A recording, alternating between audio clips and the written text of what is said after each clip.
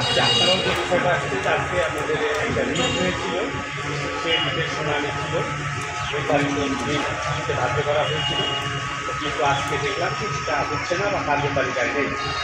আমরা আইনের প্রতি শ্রদ্ধাশীল এবং বিচার ব্যবস্থার প্রতি আস্থাশীল, যেহেতু আইনি প্রক্রিয়া এই ব্যবস্থাটা চলছে, সুতরাং আইন তার গতিতে চলবে এবং আমরা সেই জন্য মুক্তিযোদ্ধা পরিষদ সন্তান কমান্ডের পক্ষ থেকে আসছি যে আদালত প্রাঙ্গণে যে আসলে রায়টা কী হয় বা এটা আমরা সতর্ক দেখার জন্য যে আমাদের এটা একটা অনুভূতির জায়গা, আমাদের একটা মানে দুর্বলতার জায়গা, সেই জায়গা থেকে আমরা আসছি, কিন্তু আজকে শুনানিটা হচ্ছে না।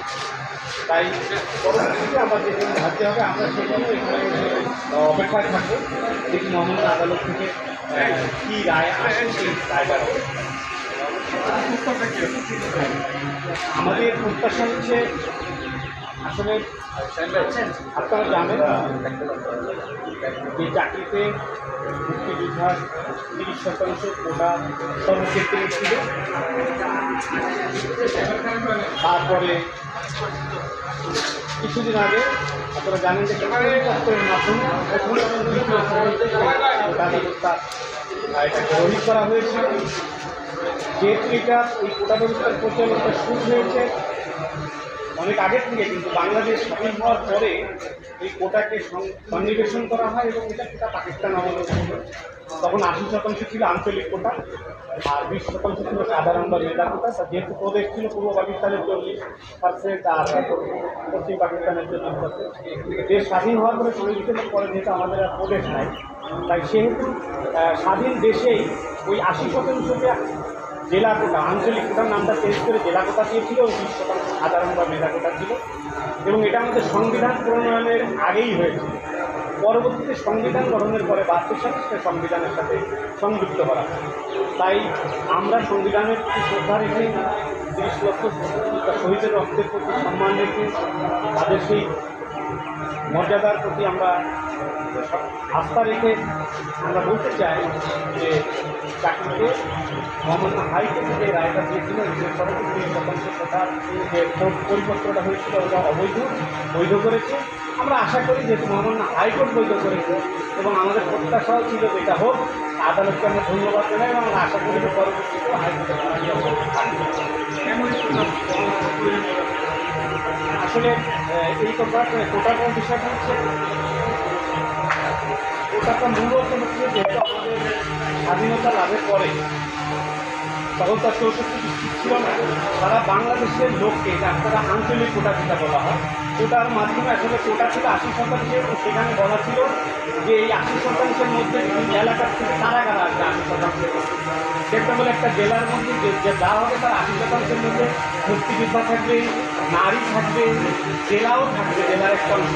তারপরে আপনার দেখবেন যে ক্ষুদ্রগিরি গোষ্ঠী আছে, তারপরে প্রতিবন্ধী আছে, এইগুলো থাকবে। কারণ না হলে একটা একটা কোনো একটা অঞ্চল ঢুকেই যাবে, লোক নিয়ে যখন এই বাধ্যবাধকতা থাকে তখন সারা বাংলাদেশ থেকে লোকজন সরকার পরিচালনায় একটা ভূমিকা রাখতে হবে। এই জন্যই কোটা সারা বাংলাদেশের কোনো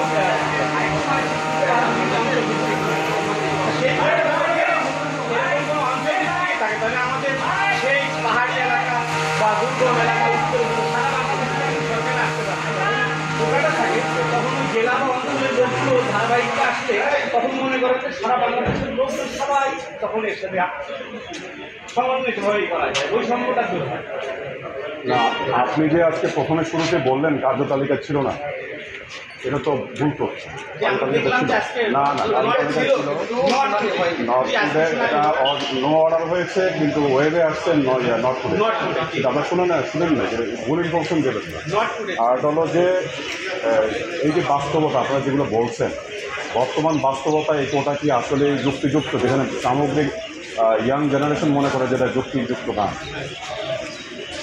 আসলে আপনার কথাটা অত্যন্ত যুক্তিযুক্ত।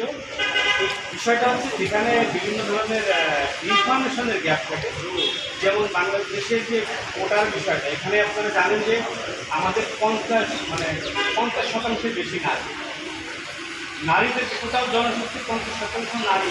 এই নারীদেরকে কোটার কোটার অন্তর্ভুক্ত করা হবে নারী আমাদের মা বোনরা, আমাদের মেয়েরা, আমাদের বোনরা চাকরিতে একটা সুযোগ পাবে। তারপরে ক্ষুদ্র নিরপুষ্ট একটা সংখ্যা পার্সেন্টেজ আছে, তারাও পাবে। তারপরে আপনি দেখুন যে যেটা হচ্ছে প্রতিবন্ধী যারা আছে তারাও পাবে। আর মুক্তিযোদ্ধার কোটাটা বিশেষ করে এই কোটাটা যে আসতে চাই সেটা হলো পাকিস্তান আমলে যখন ছিল তখন এই পূর্ব পাকিস্তানে কিন্তু আমাদের লোকজন খুব কম নিয়োগ। সেই ক্ষেত্রে দেশ যখন স্বাধীন হয় তখন এই পূর্ব পাকিস্তান অর্থাৎ এই বাংলাদেশের সকল লোক তখন 100 জন লোকই আমাদের স্বাধীন বাংলাদেশের লোক নিয়োগ পায়। সেই ক্ষেত্রে এই 100 জন লোকের নিয়োগটা নিশ্চিত হয়েছে দেশ স্বাধীন হওয়ার ফলে।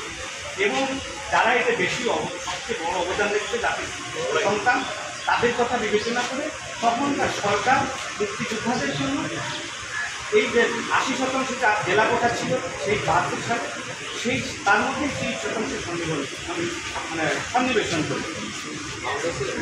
এখন কোটার বিষয়ে অনেক ধরনের ইয়ে হয়। আর কোটা যখন না থাকে, যেমন ধরেন আমাদের মুক্তিযোদ্ধার কোটা পাওয়া যাচ্ছে না, তবে এইগুলো কিছু বিধিবিধান আছে, তখন অন্য কোটা থেকে সেটার জন্য পূরণ করা হয়।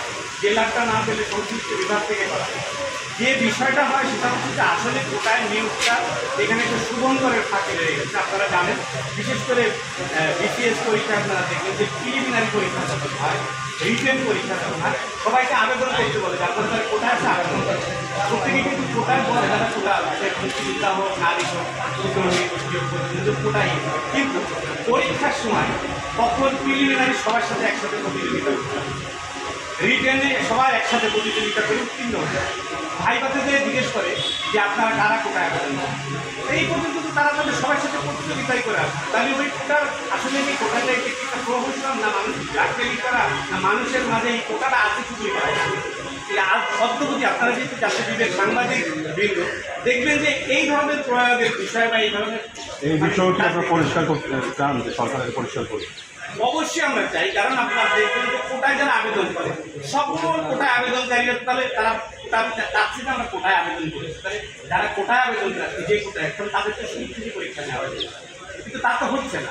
কিন্তু আবার যখন রিটেন আমরা প্রিলিমিনারি পাস করার পরে যখন যাচ্ছি ভাইবাতে মৌখিক পরীক্ষাটা যিনি মৌখিক পরীক্ষা নেন এটা ওনার কোনো অনেক সময় নির্ভর করে উনি পাস করাবেন না এরকম হতে পারে। এখানে যোগ্যতা ভাইবা কিন্তু যোগ্যতার মাপকাঠি ধরা যায় না। সেই ক্ষেত্রে কিন্তু যারা কোটায় চাকরি করেন তাদেরকে অনেক সময় এটাকে মানে কী বলবেন আপনারা মানে এক্সট্রা সুবিধা দেওয়া না, এক্সট্রা তাদেরকে লাঞ্ছিত এবং অবমানের সঙ্গে আমরা অনেক সময় কথা বলছি, কারণ তারা কিন্তু এক্সট্রা ফ্যাসিলিটি পাচ্ছে না। রিটেন এবং প্রিলিমিনারি সবাই সাথে প্রতিযোগিতা করে।